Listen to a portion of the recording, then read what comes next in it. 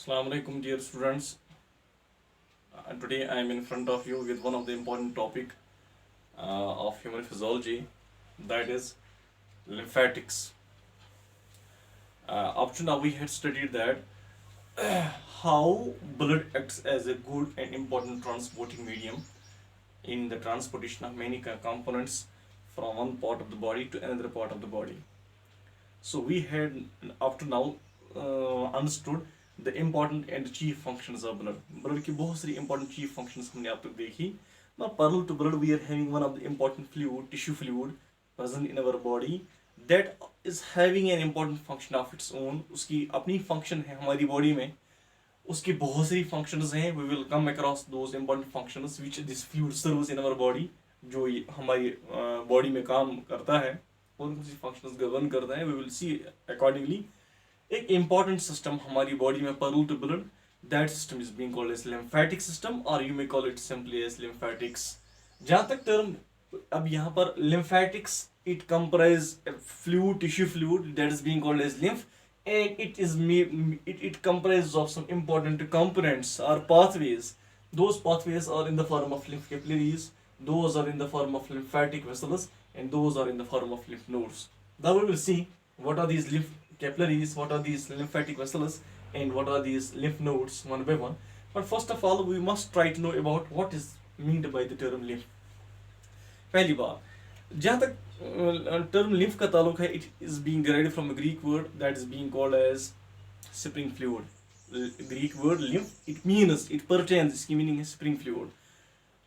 Rather, जहाँ तक lymph term की ताल्लुक है, ये लिम्फ फ्लूइड जो है हमारी बॉडी में ये कैसी फॉर्म होता है, व्हाट्स इट्स मेन कंपोजिशन, तो हम देखते हैं कि it's a colourless fluid found in between the tissue sales. जो हमारी बॉडी के टिश्यूज में, सेल्स में, उनके स्पेस में पाया जाता है. बॉडी के आउटसाइड जो मेन आर्टरीज वीनस को छोड़ के टिश्यूज के बीच में जो स्पेस होती है, and internally it bathes all the cells and tissues of our body, तो एक टिश्यू फ्लूइड साबित होता है. That fluid is being called as lymph.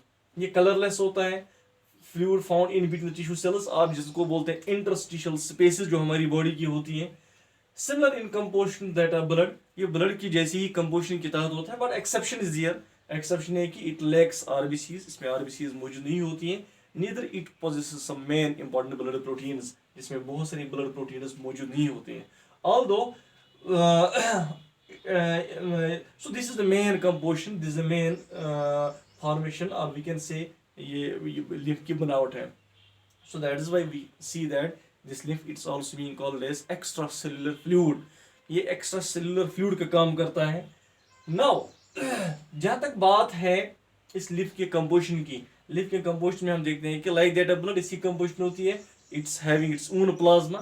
Plasma mostly वही होता है जिसमें कंपोजिशन होती है मैक्सिमम वाटर की.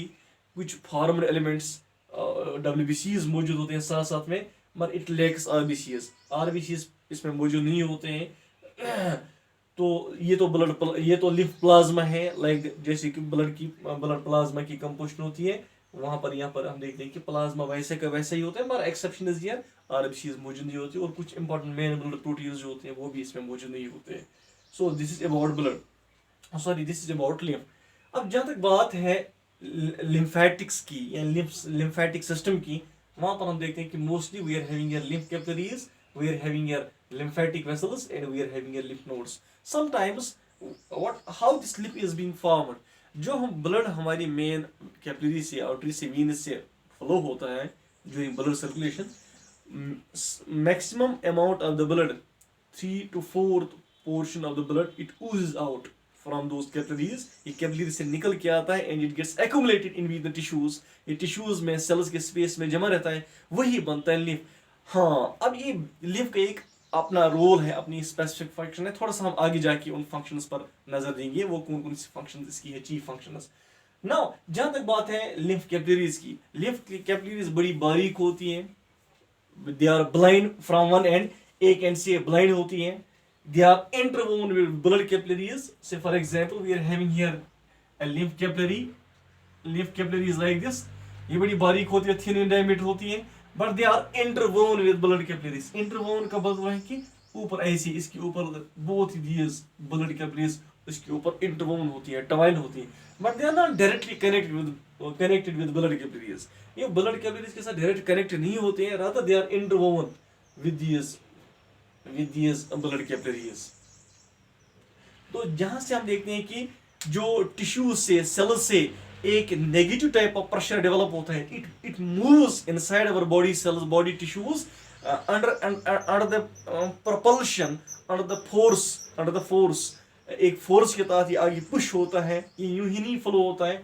और ये बॉडी सेल्स से waste material like carbon dioxide है, नाइट्रिक ऑक्साइड्स हैं या नाइट्रोजन ऑक्साइड्स हैं, या मुख्तलिफ किस्म के यूरिक एसिड होता है, या वेस्ट मटेरियल्स होते हैं, या even worn out damaged cells होती हैं, उनको ये बाथ करता है, उनको ये with help of its amoeboid movements इनको ये आगे पहुंचाता है, and it cleaves our internal spaces, our internal cells from these cell debris or from these waste materials like carbon dioxide is here, uric acid is and some other components as well।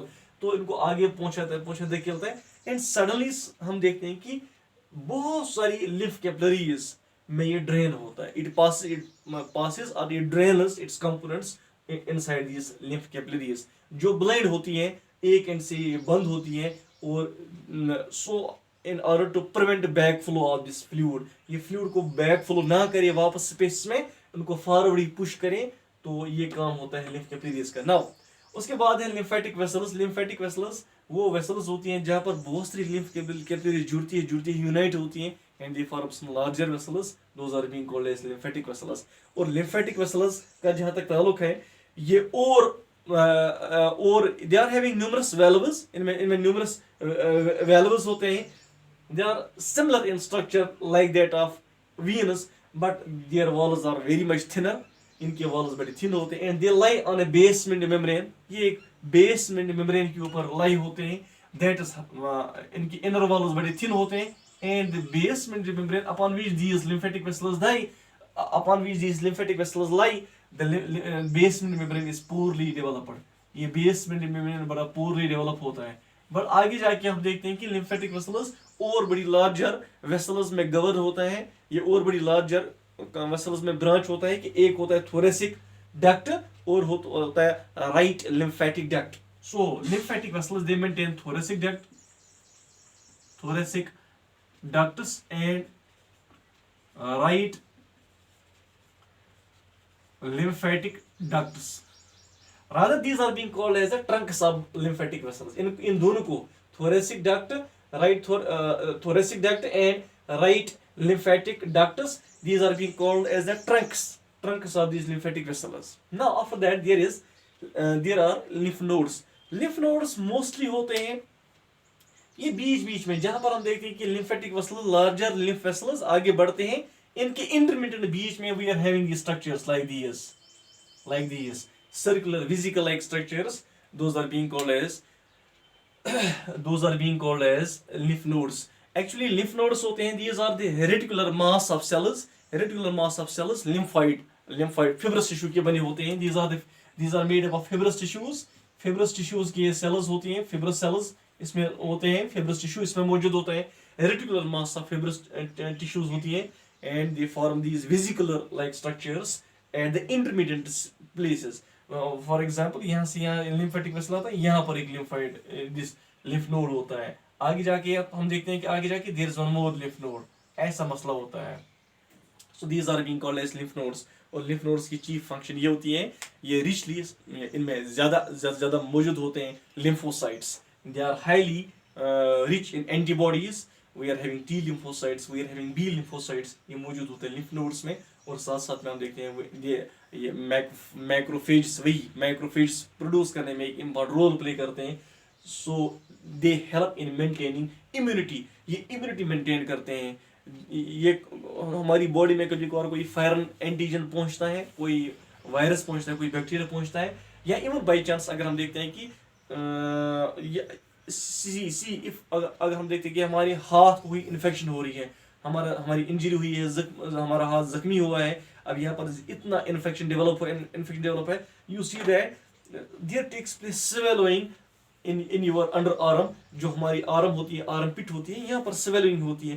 What is that? Actually हम देखते हैं कि ये जो lymph nodes होते हैं they are highly present in the groins, ये groins में जहाँ पर दो जॉइंट्स के बीच में यहाँ पर होता है, this is a groin, this is an example of groin, ये वाला यहाँ पर इसको हम बोलते हैं groin, soft part of this elbow joint, this under arm के नीचे, this is being called as groin, या we are having knee groins, we are having ankles में, या we are having the here elbow groins, यहाँ पर हम देखते हैं कि यहाँ पर हम देखते हैं कि लिम्फ नोड ज़्यादा अच्छा खासा मौजूद होते हैं, या साथ साथ में हम देखते हैं कि लिम्फ नोड्स मौजूद होते हैं ऑन द अंडर आर्म्स, हमारे आर्म पिट्स में मौजूद होते हैं लिम्फ नोड्स, और साथ साथ आर्म पिट्स, और साथ साथ में कभी कभी हम देखते हैं कि हमारी नेक में भी लिम्फ नोड ज़्यादा मौजूद होते हैं। ज़रा हम देख लीजिए, if by chance our hand it is being injured and infection develops, तो कभी कभी हम देखते हैं कि there takes place sudden swelling, यहाँ पर थोड़ा सा आपका ये जो टिश्यू होता है, फिब्रस टिश्यू होता है अंडर आर्म में, ये फूल सा जाता है, इट स्वेल्स,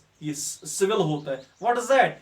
एक्चुअली वहां पर यही लिम्फोसाइट्स ज्यादा से ज्यादा प्रोड्यूस होते हैं, so that the infection it is being stopped and it is being not allowed to the rest of the body. So this is the chief function which the lymph nodes they serves, इनका यही काम होता है। Now overall we see that one is this fluid from different body cells and tissues, it is being drained in a one way direction, एक ही direction में, and it is being allowed to pass through these lymphatic vessels in the form of lymph capillaries, in the form of lymphatic vessels, and with the help of these lymph nodes they also help in adding their secretion, ये भी अपनी secretion उसमें add करते हैं। तो हम देखते हैं कि ये भी बहुत से important functions हमारी body की govern करते हैं। We are having some other organs, कुछ और भी organs हमारी बॉडी के हैं जो इस lymphatic system का हिस्सा हैं, जो इसके साथ जुड़े हैं। For example, we are having an organ that is being called as spleen. Spleen, an important organ हमारी बॉडी का, जिसको हम बोलते हैं spleen. Spleen. We are having one more organ that is being called as thymus. Thymus gland. Thymus gland upper chest cavity में diaphragm के नज़दीक मौजूद होता है थाइमस ग्लैंड, और ये मोस्टली हम देखते हैं कि इसमें एंटीबॉडीज प्रोड्यूस होती हैं। मान ये ऑर्गन, ये gland with the passage of time once the person matures 40 to 70% of the portion of this gland it atrophies when the person it attains old age from puberty onwards, और ये rudimentary बनता है with as long as the man or the person attains age, फिर जब ये वही size एक्तियार करता है जो ही वो चाइल्डहुड में उसके साथ मौजूद होता है। तो मोस्टली हम देखते हैं कि ये मोस्टली इम्यूनिटी यही लिम्फोसाइट्स प्रोड्यूस करता है, और वो भी हिस्सा बनता है इसी लिम्फ का। और स्प्लीन मोस्टली हम देखते हैं कि स्प्लीन के बहुत सारे चीफ फंक्शंस हैं। स्प्लीन एक ऐसा ऑर्गन है जो बैक साइड में हमारे स्टोमक के नीचे से पैनक्रियास का जहाँ तक टिप होता है उसके बैक साइड से स्टार्ट होता है, और इसके ये कर्व्ड स्ट्रक्चर सा होता है और अटैच होता है with the surface of the stomach wall के साथ अटैच होता है। मोस्टली ये फिब्रस टिश्यू के बने होते हैं, ये फिब्रस टिश्यू का बना होता है, और मोस्टली हम देखते हैं कि it is rich in RBCs में ये ज़्यादा अच्छा। आरबीसीज में क्यों रिच होता है उसके पीछे भी एक सबसे बड़ी वजह ये कि जब हम देखते हैं जब ब्लड सर्कुलेशन होती है, जब ब्लड सर्कुलेशन में कभी हम देखते हैं कि when we are at rest our body it needs not much more blood, उस वक्त हमारी बॉडी सेल्स को टिश्यूज को ज़्यादा ब्लड की जरूरत नहीं होती है। the excess amount of RBCs they are being stored at spleen site, but once we do a physical heavy vigor exercise, there we see that there takes place requirement of RBCs is more, then excess amount of these RBCs they are being moved from the spleen back to that site, so it serves as a reservoir of RBCs spleen। और साथ साथ में parallel to that जो worn out RBCs होती हैं, damaged RBCs होती हैं, जो wither RBCs होती हैं, they are being taken and they are being eaten by the cells of the spleen, क्योंकि ये lymphocytes produce करता है। So that is why spleen is also being termed as a graveyard of RBC cells। तो इन सबों की मिलजुली function होती है overall हमारी बॉडी में, ये कुछ इंपॉर्टेंट फंक्शन सर्व करते हैं। What are this important functions, की functions, we will know one by one. Number first, lymph. पहली बात, ये हमारी बॉडी में एक्स्ट्रा सेलुलर फ्लूइड का काम करता है and it keeps our visceral organs, body organs in a moist state of condition.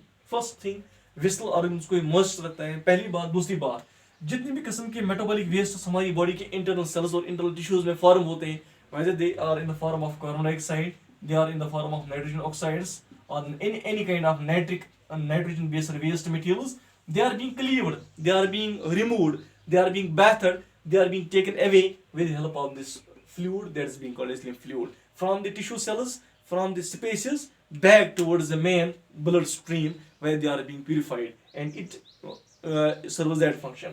साथ साथ में हम देखें कभी कभार जब हम डाइजेशन देखते हैं, डाइजेशन स्मॉल इंस्टेंट्स में जहाँ पर हमने देखा कि जो स्मॉलर फैट मॉलिक्यूल्स काइलोमाइक्रोन्स में फॉर्म होते हैं, this lymph it also helps in the drainage of those small fat droplets in the form of chylomicrons towards the respective organs, in the transportation of those chylomicrons.